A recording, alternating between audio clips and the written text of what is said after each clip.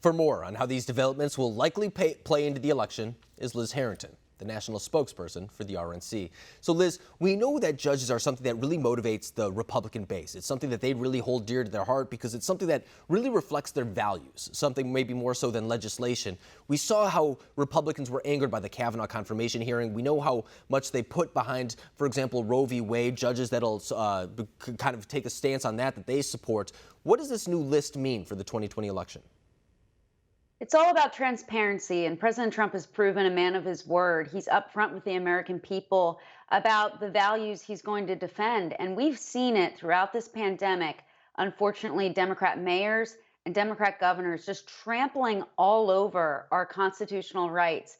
And it's very troubling when you see how important our Constitution is and how quickly Democrats just completely throw it out the window. And you have casinos being essential, but churches not.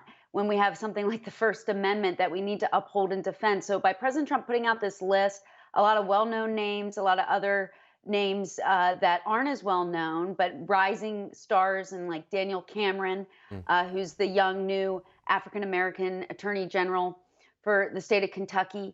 But what they all have in common is they will defend and uphold the Constitution, which we've seen time and time again. It's so important to defend because that's what makes us unique as Americans, and that's what we cherish as Americans, our fundamental freedoms. And Cameron, for those who may not remember, spoke at the RNC, and he stole the show one of the nights as well. I mean, he was a little bit of one of those names that went under the radar, but when you saw him speak, I mean, he did so with such passion and in a way that you don't see from many lawmakers. He's for sure a rising star in the Republican Party. But Liz, you and I have talked about the weaponization of investigations several times, whether it's the Russia investigation into President Trump, whether it was the impeachment saga. I mean, you and I have gone through this method several times. Now we're seeing another whistleblower complaint, once again resurfacing just 2 months before the election. Now, I remember it wasn't too long ago when James Comey was investigating Hillary Clinton. You weren't supposed to announce these type of things in the final days going into an election, but here we are in 2020, and it's a little bit of a different story. For our viewers, should they expect the same thing that they've seen time and time again when it comes to these investigations?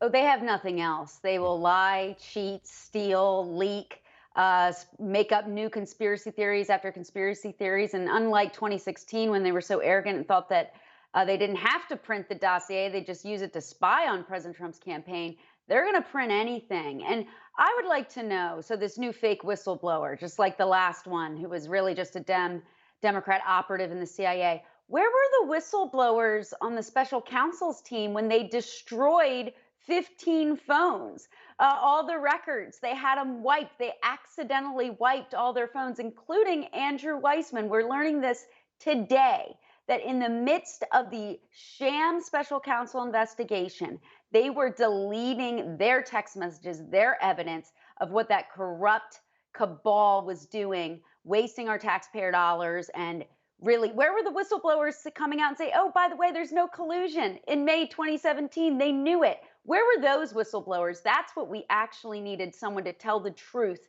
and not waste the American people's time, not try to delegitimize a duly elected American president. It is such a disgrace, but no matter how many of these fake whistleblowers come out trying to malign this administration, Americans see through it. We know the truth, and we know that President Trump is draining the swamp, and that's why he's such a threat to them.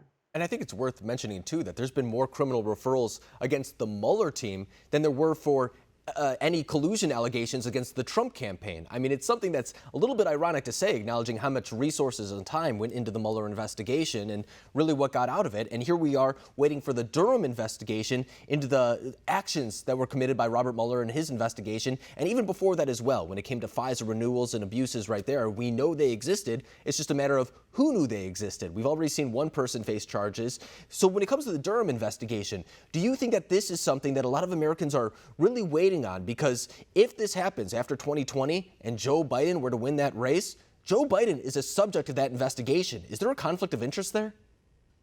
Of course. And what do you think will happen? They'll wipe it like with a cloth or something. I mean, where did the same people in the Obama-Biden FBI that gave Hillary Clinton a pass, that literally helped her destroy evidence, members of her team, they took hammers to BlackBerries, they gave everyone immunity, the same people who used Hillary Clinton's fake dirt to spy on their opponents, they would be the same people coming back in, In 2016, we ran on draining the swamp.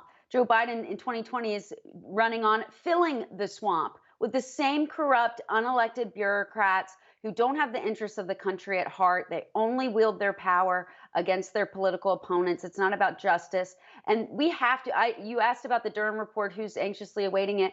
I think Americans, if you're objective minded, if you look at the situation, they are all looking forward to it because we have to have one standard of justice in this country, and you can't apply it differently based on the letter that comes after your name. That is not what this country is about, and we're anxiously awaiting those results. And just now, we've got more evidence right now that the special counsel's team, Andrew Weissman and the rest, were corrupt, deleting, destroying evidence while they were fabricating and trying to invent new crimes and perjury traps against innocent Americans. And General Flynn and many other people that had the audacity to go sign up to work for a Republican administration. It's a disgrace, and we need transparency and we need equality of justice under the law. And I'm confident that Attorney General William Barr and President Trump will continue to deliver that. And I'm sure if Joe Biden did close down a hypothetical investigation in that case, there'd be plenty of emails from Susan Rice making sure that she said it was done by the book, because that's something that everybody typically normally does when they're doing something by the book. Liz Harrington, I really appreciate you coming on, breaking down all these investigations and how they play into the 2020 race. Thank you.